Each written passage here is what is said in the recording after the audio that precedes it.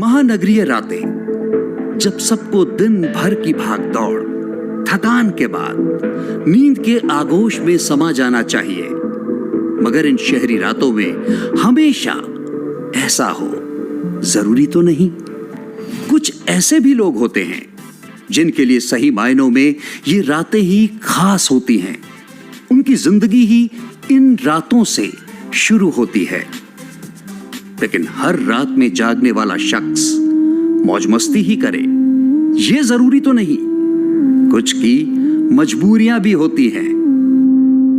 एक बार रानू की शादी कर दूं, फिर आग लगे इस ओवर टाइम को।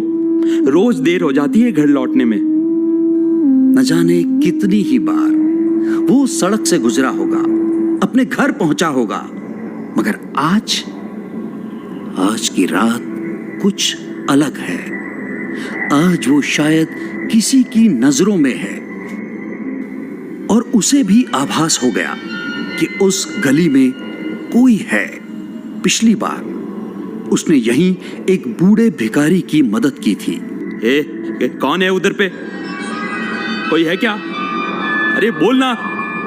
और तभी उस गली के अंत में जो दिखा, वो समझ गया कि इस बार ये कोई बूढ़ा भिखारी तो हरगिज नहीं था। अंधेरे में चमकती वो दो लाल खूंखार आंखें जो किसी का भी खून जमा सकती थी। वो साइकिल छोड़कर भागने लगा। वो अनजान साया उसका पीछा कर रहा था, पर अब वो फंस गया है। नहीं, मुझे छोड़ दो, जाने दो। बचाओ, कोई है, बचाओ। और तभी उनके आसपास हल्की रोशनी हो गई।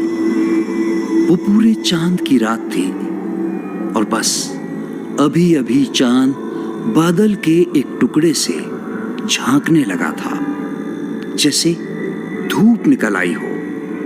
और फिर जो हुआ, उसकी कल्पना उस किस्मत के मारे ने कभी की ही नहीं होगी। ये नजारा उसकी जिंदगी का आखिरी भी हो सकता है।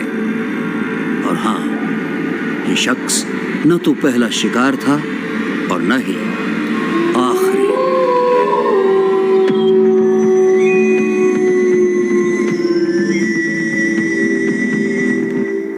वैसे तो आज छुट्टी वाला दिन है, मगर पुलिस की नौकरी में कैसी छुट्टी। Good morning sir. सुबह सुबह गुड मॉर्निंग बोलने को फोन किया है? फोन उसके सब इंस्पेक्टर निखिल दवे का था। सॉरी सर, पर एक और मर्डर हुआ है, ठीक वैसा ही जैसा पिछली बार वो फैक्ट्री के लेबर का हुआ था ना। क्या? कहाँ? सर, वो शहर के बाहर पुराने पेट्रोल पंप के पास। शिट, अब फिर से? अच्छा, बॉडी की क्या पोजीशन है? सर, वो कार, मतलब झाड़ी, वो। अरे ठीक से बताओ ना, कार या झाड़ी? सर, आधी कार में और बाकी झाड़ियों में। अब उदय का कुछ भी सुनने का मन नहीं रह गया था। शहर में इन दिनों एक विचित्र से सीरियल किलर का खौफ फैला हुआ था। वो इतनी पूरी तरह कत्ल करता था जैसे किसी जानवर का काम। झाड़ियों में। अब उदय का कुछ भी सुनने का मन नहीं रह गया था। शहर में इन दिनों एक विचित्र से सीरियल किलर का खौफ फैला हुआ था। वो इतनी पूरी तरह कत्ल करता था जैसे किसी जानवर का काम हो। और ये हैं डीएसपी उदय सिंह चौहान, इस केस के इन्वेस्टिगेशन ऑफिसर। कुछ ही देर में वो लोग वहां पहुंच गए। एक नजर में तो ये हादसा लग रहा था, मगर पुलिस के लोग अपना काम कर रहे थे। तभी सब इंस्पेक्टर निखिल दवे उदय के पास पहुंचा। सर, विक्टिम ड्राइविंग सीट पर था। उसकी आधी बॉडी अब भी सीट पर और आधी यहाँ पड़ी है। मतलब ये कैसे पॉसिबल है?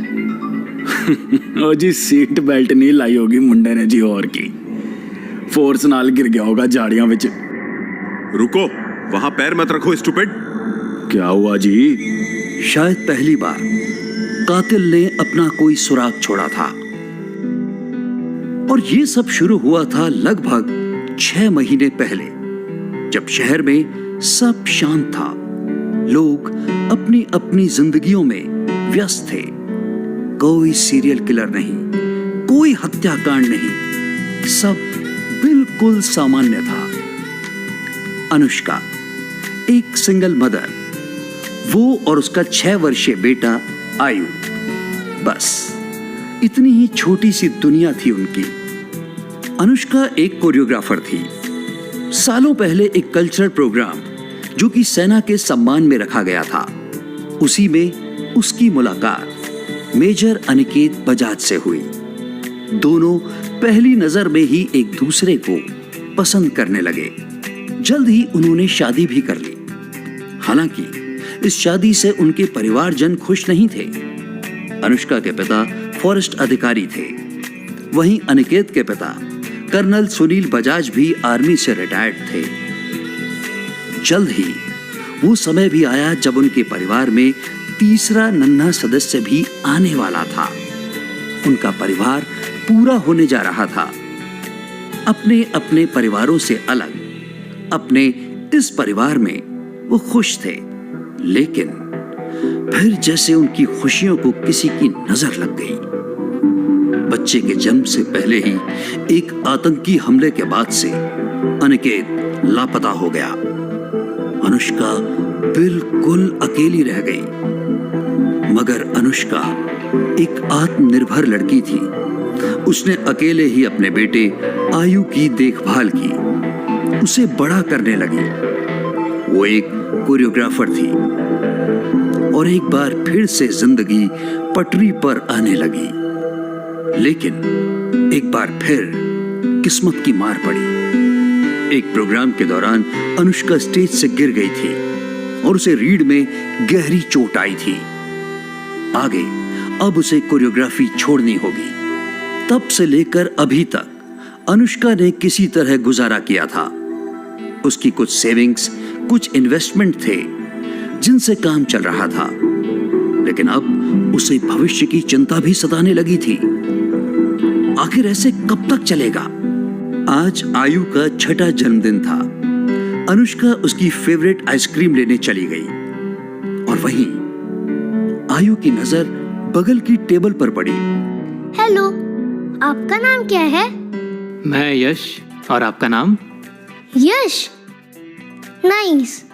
आप क्या करते हैं? मैं सॉफ्टवेयर इंजीनियर हूँ। आपका नाम? आप स्कूल जाते हैं?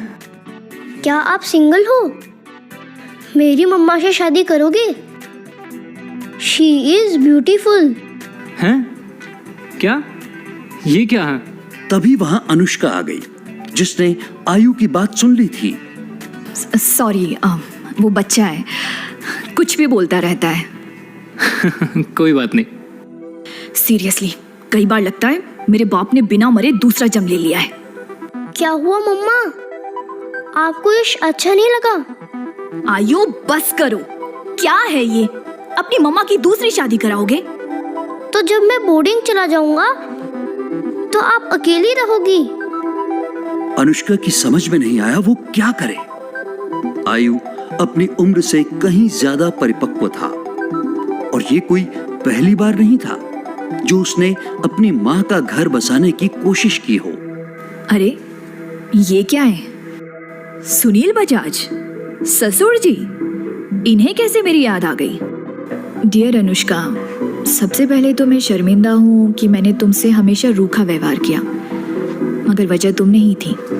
मैं मौत के करीब हूँ और आखिरी बार तुम्हें और आयु को देखना चाहता हूँ। हो सके तो उसे लेकर मेरे जनकपुर वाले फार्म हाउस पर आ जाओ। वैसे भी अब वो तुम्हारा है। मैंने प्रॉपर्टी के पेपर भी भेज दिए हैं। अब एक ज़रूरी बात। उस चिट्ठी को छोड़ अनुष्का जल्दी से उस लिफाफे से दूसरे कागजात निकालने लगी।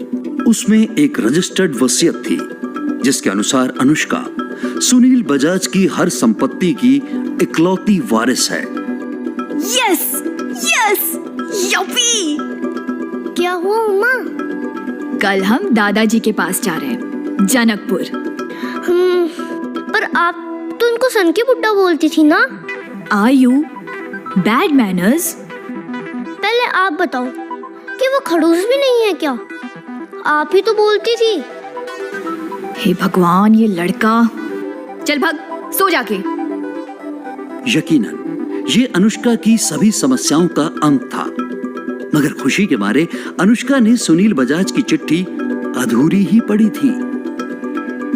और अगले दिन पूरे दिन का सफर करके वो आखिरकार जनकपुर पहुंच ही गए। वो जंगलों से घिरा हुआ छोटा सा खूबसूरत गांव था और वो अंततः बजाज फार्म हाउस पहुंच ही गई। अब क्या होगा? क्या ये अंत था सभी दुश्वारियों का या फिर नई चुनौतियों की शुरुआत? क्योंकि अनुष्का को नहीं पता था कि उस सामान्य सी दिखती जगह पर एक अनोखा रहस्य भी उसका इंतजार कर रहा था। जानने के लिए जरूर देखें अगला एपिसोड और तुरंत करें चैनल को सब्सक्राइब। कहानी जारी रहेगी।